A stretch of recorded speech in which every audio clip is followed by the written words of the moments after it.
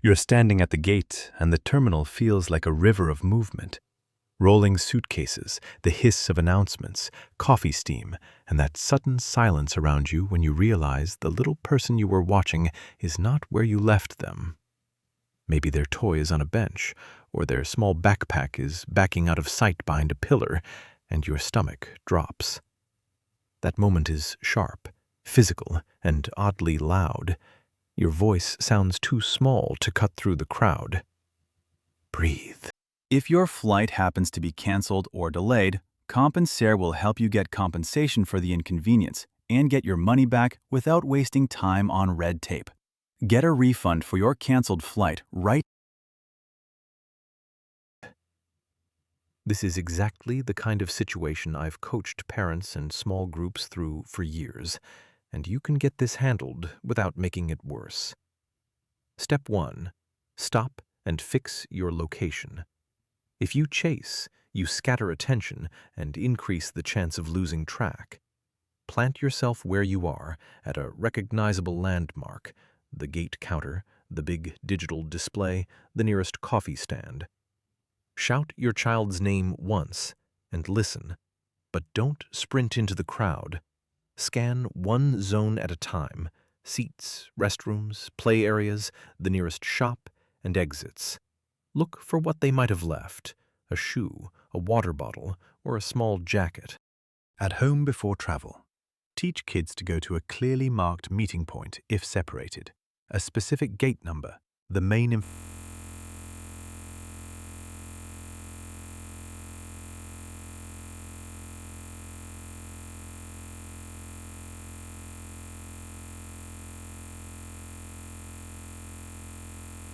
information desk or the airline check-in desk. Step 2. Tell a uniformed person immediately. Find the nearest airline staff, gate agent, or airport security officer and tell them clearly and calmly: child's name, age, clothing description, last seen location, and your phone number. If you don't know where the official desk is, go to any employee in a uniform or any TSA/CBP/airport police officer. They are trained to escalate quickly. Ask the gate agent to make a PAA announcement or to broadcast a description to nearby gates. If the child might already be past security into another area, the agents can radio colleagues and the terminal teams. Step 3. Use your phone and photos. Send a current photo to the group and to airline staff if asked. If the child has a phone, call it. If you have a wearable tracker or phone app enabled, use location sharing immediately. If you didn't take a photo before travel, take one now. A photo of what they were wearing and a close-up of their face helps staff and other passengers identify them faster. Step 4. Assign 2 people to stay and 1 to search. If you're with a group, don't all run. Keep at least 2 adults at the meeting point/gate to liaise with staff and receive updates, while 1 or 2 adults search the immediate area in a measured way. This keeps your contact point staffed and helps prevent conflicting reports or missed calls from staff. Step 5. Check the predictable hiding places and controlled areas. Kids can end up in restrooms, play areas, food courts, gates nearby, family lanes at security, or at the airline desk asking for help. If the child is very young, check the restroom stalls quickly with another adult present. If you suspect the child went past a security checkpoint, tell the checkpoint agents right away. They can check cameras or escort staff to look on the other side. Why these rules exist. Airports are complex systems with many choke points, security lanes, gate areas, shops, and staff communication is the way that system reunites families. Think of it like a supermarket. If a toddler wanders out of reach, one adult staying at the cart and another walking the aisles makes it much more likely you'll spot them than everyone running in different directions. The airport staff are the store clerks and managers. They have radios, cameras, and a protocol for reporting and paging a missing person. Many useful links can be found in the description. Here's the practical cost and risk picture so you know how bad things can get if you make panicked choices. Short term. If you miss a flight because you chased without notifying staff, rebooking domestic flights can cost $50, $200 with low-cost carriers, and $75, $400 on legacy carriers for same-day changes. International reissues can be $200, $800 or more, depending on fare rules. If the child is left unattended and taken to a secure holding area or to airport police, retrieval is usually fast, but can add an hour or more to your schedule and may require ID to prove guardianship. Worst-case scenarios, rare but real, include a minor being mishandled by someone who is not staff or being escorted into a secure area where an adult must go through ID checks and security screening to reunite. Those situations create legal paperwork and police involvement and can delay you for hours.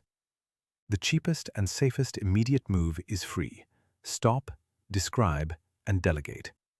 Use the PA system through a gate agent. Have one person stay put, use a current photo, and let airline and airport staff use their radios and cameras. That strategy almost always reunites families fastest and avoids the wasted expense of missing a flight or paying emergency rebooking fees. A few specific practical tips you can do before any trip to reduce risk. Take a clear, full-body photo of each child just before leaving home or the hotel. Save it in a dedicated album. Note any distinguishing marks or clothing. Agree on a single meeting point at the gate and rehearse it at home. Practice saying the gate name and checking the big display. Put a slip of paper with your phone number in the child's pocket or inside a jacket label. For toddlers, use an ID bracelet with your number and the child's name. Consider a low-cost Bluetooth tracker for backpacks, shoes, or jackets. They're not perfect, but can save minutes. If you travel with very young children, request a family lane at security and a seat near the bulkhead or aisle so you can move faster. A common misleading claim or upsell to watch for. Airlines and travel sites sometimes push priority boarding or paid family seating as a cure for separation. That's a comfort product, not a safety tool. Paying extra does not replace a meeting point, staff notification, or basic preparation. Another trick. Some booking sites hide who's actually seated next to you or bundle services so you pay to change seats later. That won't help during an active separation. If an agent suggests an immediate paid rebook to locate your child faster, refuse until they have tried the free paging and security check. The paid option usually only changes your ticket but doesn't speed up the search. If the child is unaccompanied and found by staff, expect staff to take the child to a secure family assistance area or to airport police. You will need ID to prove you are the guardian. If proof is delayed or unclear, police procedure requires them to hold the child until identity is confirmed. Stressful, but it protects children. If you are separated from a group of adults, not children, the same advice applies. Stop, assign, and tell a gate agent. A short checklist you can run through in the first 2 minutes.